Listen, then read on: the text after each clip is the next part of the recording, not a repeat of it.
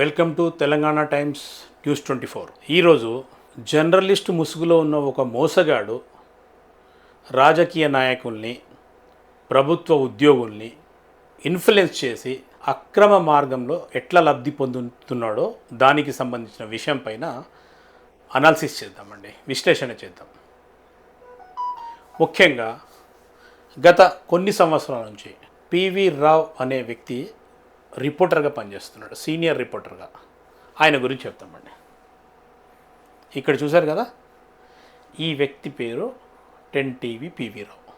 ఈయనను చాలామంది ముద్దుగా, ప్రేమగా పివి రావు అని పిలుస్తారు.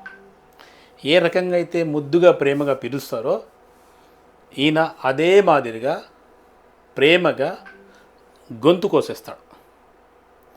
ఎవరైతే ముద్దు చేస్తారో, ఎవరైతే ఆయనకు హక్కున ప్రేమకు దగ్గర తీస్తారో వాళ్ళ గొంతు కోసేస్తాడు. ఏ రకంగా? ఫిజికల్గా గొంతు కోయడండి. నమ్మించి, మోసం చేసి, మాయ మాటలు చెప్తి, పిల్లిని పులిలాగా చూయించి, రకరకాల భ్రమ పెట్టి మోసం చేసే గొప్ప మోసగాడు. ఎట్లా అనేది మనం చూద్దాం. కేవలం ఈ ముఖం చూసి మోసం పోవద్దండి. ఈ చూడ్డానికి అపీరియన్స్ ఒక ప్రొఫెసర్ లాగా ఏదో బిల్డప్ ఇస్తాడు, కానీ పెద్ద మోసగాడు. Very smart. సాక్ష్యాధారాలతో సహా ఉన్నాయి, కాదు అనడానికి వీలే లేదు. అట్లాంటి మోసం చూద్దాం. అయితే ఈయన మోసం మీ కంటికి కనిపించే విధంగా స్పష్టంగా ఉండడానికి ఇతడిపై నేను స్వయంగా కంప్లైంట్ ఇచ్చున్నాను. ఈ మోసం పట్ల ప్రభుత్వానికి ఏదైతే ఈయన మభ్యపెట్టి, ఈయన నష్టపోయిన భూమి లేదు, ఈయన అక్కడ త్యాగం చేసిన భూమి కూడా ఏమి కాదు, ఈయన స్థానికుడు కాదు. ఈయన పైన నేను ఏదైతే కంప్లైంట్ చేశానో దానికి సంబంధించి ఎఫ్ఐఆర్ 180/2025లో ఎఫ్ఐఆర్ అయింది.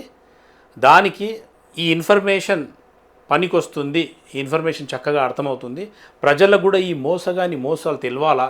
కాబట్టి ఒక్కడే ఉన్నాడు, యోగుడు ఈయననే ఉన్నాడు, తీస్మార్కాడు కూడా ఈయననే ఉన్నాడు, అనుభవస్తుడు ఈయననే. పెద్ద మోసగాడండి. ఒకవేళ సమాజానికి ఉపయోగపడతాడే అనుకుందాం, అదే ప్రమాణాలు కనుక తీసుకుంటే సమాజానికి ఎంత సర్వనాశం చేసిండో అనేది మేము చెప్పగలుగుతాం. మా దగ్గర ఆధారాలతో పాటు ఉన్నాయి. ఒకవేళ సమాజానికి నా హితము చేసిండు అనే ప్రమాణం మీద ప్లాట్ ఇవ్వాలని ప్రభుత్వానికి సంబంధించిన అధికారులు ఎవరన్నా అనుకుంటే, రాజకీయ నాయకులు అనుకుంటే, సమాజానికి ఈ దుర్మార్గుడు ఎంత నష్టం చేసిండో కూడా ప్రమాణాలతో సహా సాక్ష్యాలతో సహా ఇస్తాం. ఒకవేళ అదే ప్రమాణం మీద మీరు ఇస్తా అనుకుంటే. పెద్ద మోసగాడు. తీయగా మాట్లాడే ప్రతి ఒక్కడు, స్మార్ట్గా కనిపించే ప్రతి ఒక్కడు సమాజానికి ఉద్ధరించేటాడు అయిపోతాడా? చేసిన మంచి పనులు చూసినట్టయితే చేసిన చెడ్డ పనులు కూడా చూడాలి. ఈయన సమాజానికి ఎంత హాని చేసిండో మీకు తెలుసా? ఏం యోగ్యత ఉందని ఇచ్చారు? ఈయనకంటే సీనియారిటీ లేరా? ఈయనకంటే అనుభవజ్ఞులు లేరా? ఈయనకంటే బలహీనులు లేరా? ఈయనకంటే జ్ఞానవంతులు లేరా? ఏముందని ఈయనకు? సరే, ఇస్తే ఇచ్చారేమో. మోసం ఎందుకు? మోసం చేసి తీసుకునవలసిన కర్మ ఏంది? మీకు తెలియదా? ఒకవేళ సరే తెలియదే అనుకున్నాం, తెలిసిన తర్వాత కూడా సమర్థిస్తారా? ఇంతకు ముందు చెప్పింది కంది గ్రామం దగ్గర కంది ఐఐటి నిర్మాణానికి ఎవరైతే భూములు కోల్పోయినరో ఆ లబ్ధిదారులకు ఎవరికైతే ఇవ్వాలో వాళ్ళు లబ్ధి పొందే దగ్గర ఈ మోసగాడు లబ్ధి పొందాడు. దాని సర్వే నెంబర్ వచ్చేసి కంది గ్రామం సర్వే నెంబర్ 616. గుర్తుపెట్టుకోండి. ఇది అయిపోయింది, ఫస్ట్ ఫేజ్ కంప్లీట్. ఇక్కడ అయిపోయింది, డ్రామా అంతా అయిపోయింది. ఇంకా ఇది సరిపోలేదు, తృప్తి కాలేదు, ఇక్కడ చేసిన మోసం తృప్తి కాలేదు. మళ్ళీ ఇదే ముఖం పెట్టుకుపోయి అదే రాజకీయ నాయకులు లేకుంటే అదే ప్రభుత్వ ఉద్యోగుల దగ్గర పోయి మళ్ళీ అక్కడ శకునిలాగా నటించాడు. ఇప్పుడు సర్వే నెంబర్ మారిపోతుంది, ప్లేస్ మారిపోతుంది. ఎందుకు ఇవ్వాలి? రెండు అయ్యే జాగిరా?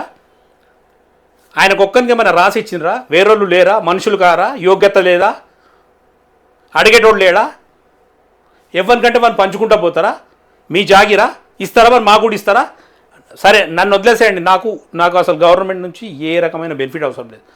యోగ్యత ఉన్న వ్యక్తులు ఎంతోమంది ఉన్నారు. దాంట్లో ఈయన కంటే బలహీనులకు కంపేర్ చేసి మీరు ఇస్తారా? తిరిగి ఇస్తారా? ఇప్పిస్తారా? కనీసం హామీలు ఇవ్వడం కాదు, ఇప్పిస్తారా? Straight question. ఇప్పిస్తా అనే ధైర్యం ఉంటే పిలిపించండి, నేను నలుగురిని తెస్తా. నలుగురిలో ఎవరు తక్కువ ఉంటే ఈయన తీసుకొని ఆయనకి ఇచ్చేసేయండి, ఈయనకు పనిష్మెంట్ చేసేయండి. అంతేగాని ఈయన తరఫున సిఫారసు చేసి మాట్లాడదామని అభయాలు దయచేసి ఇవ్వకండి. దేశాన్ని ఉద్ధరించిన వ్యక్తి కాదు, పెద్ద మోసగాడు, ఎంతో మంది కుటుంబాలు కూల్చిండు, తప్పుడు వార్తలు రాస్తాడు, పిల్లిని పులిలాగా చూపెడతాడు, పరోక్షంగా ఇబ్బంది పెడతాడు. తెలియకుంటే తెలుసుకోండి. కందీలో తీసుకుంటున్నాడు, పసల్బాద్లో తీసుకుంటాడు. మీకు బాగా అనిపిస్తుందా? విన్నోళ్ళకి బాగా అనిపిస్తుందా? ఈయనకు సపోర్ట్ చేసే రాజకీయ నాయకులు కావచ్చు, లేదంటే ఉద్యోగులు కావచ్చు, ఉన్నతాధికారులు కావచ్చు, మీకు ఎట్లా అనిపిస్తుంది? మోసం చేసి తీసుకున్నట్టు అనిపించలే? సమర్థిస్తారా మీరు ఈయనకు? కంటికి కనిపించింది, బయటికి వచ్చింది ఇది. ఇంకా ఎంత వస్తుందో ఎప్పుడు వస్తుందో తెలియదు. ఈ రెండైనా సరే సరిపోతుంది కదా మోసం ఎట్లా చేస్తున్నాడు అనడానికి.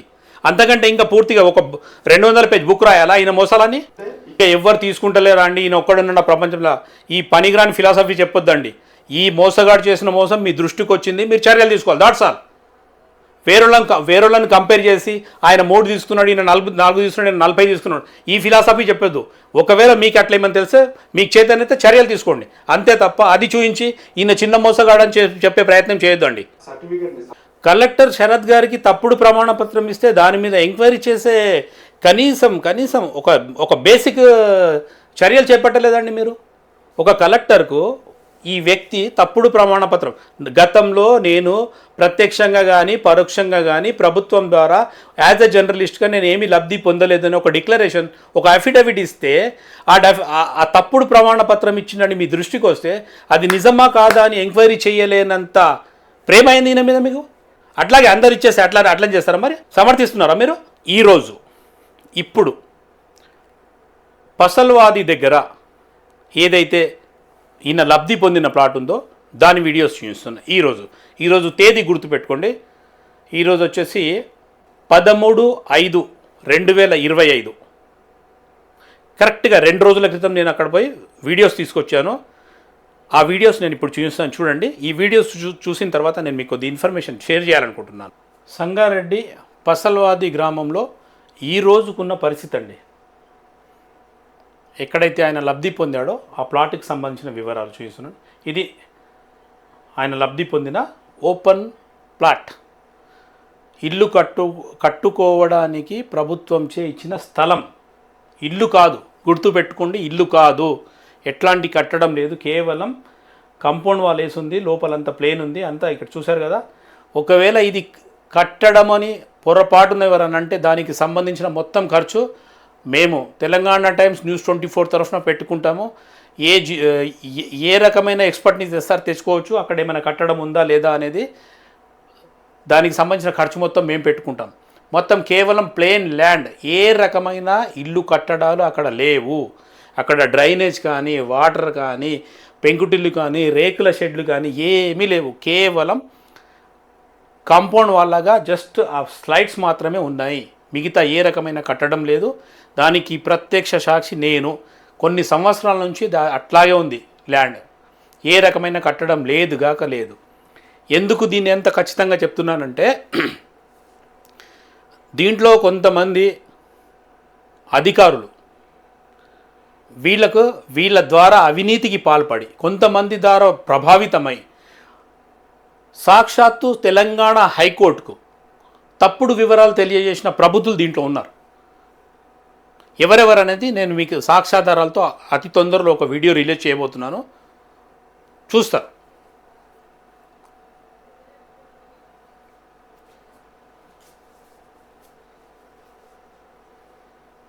అందరూ కళ్ళు మూసుకుంటే వ్యవస్థ ఎట్లా నడుస్తుందండి?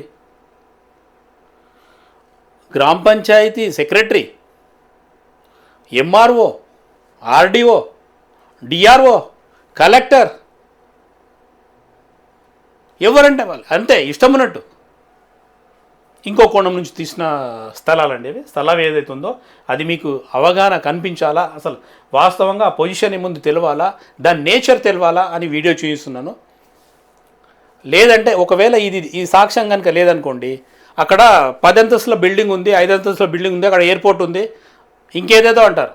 వినేటోడు ఉంటే చాలు, చెప్పేటోనికి ఏమేమో వచ్చేస్తాయి. అట్లా ఈ మోసగాడు ఉన్నాడు కదా, ఈయన చెప్తే కొంతమంది ప్రభుత్వ అధికారులు కూడా ఊరికే డూడు బస్సునలాగా తలుపుతారు. ఏం చూసుకోరా? రేపటికి ఏదైనా కోర్టు నుంచి మొట్టికాయలు వస్తే మీకు వస్తాయి, ఈయనకు రావు. ఈయన మా అంటే జైలుకి వెళ్తాడు మోసం చేసినందుకు. మీకు ఉద్యోగాలలో చెడ్డ పేరు రాదు. పెద్ద ఇన్ఫ్లుయెన్సరా ఏదైనా రాజకీయ నాయకుడితో లేదంటే ఇంకెవరితో చెప్పేస్తే అట్లా తలుపుకుంటూ ఇచ్చేస్తారా? అట్లానే పంచుకుంటూ పోతారా ప్రభుత్వ జాగీరు?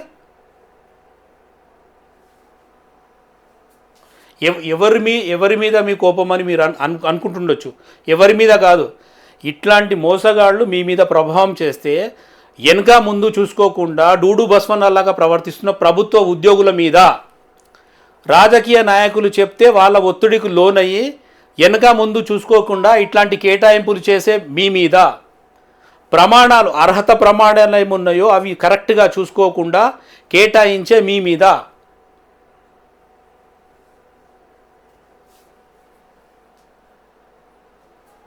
పనికిరాని ఫిలాసఫీ చెప్పొద్దండి. పని చేయాలి, గ్రౌండ్ మీద పని చేయాలి. ఇది కరెక్టా, ఇది కరెక్ట్ కాదా, ఇది చెయ్యొచ్చా చేయకపోవచ్చా. నాకు మా పెద్ద ఆయన చెప్పాడు, లేకుంటే ఆ చిన్న ఆయన చెప్పాడు, లేకుంటే ఆ ఆఫీసర్ చెప్పారు, ఈ ఆఫీసర్ చెప్పారు.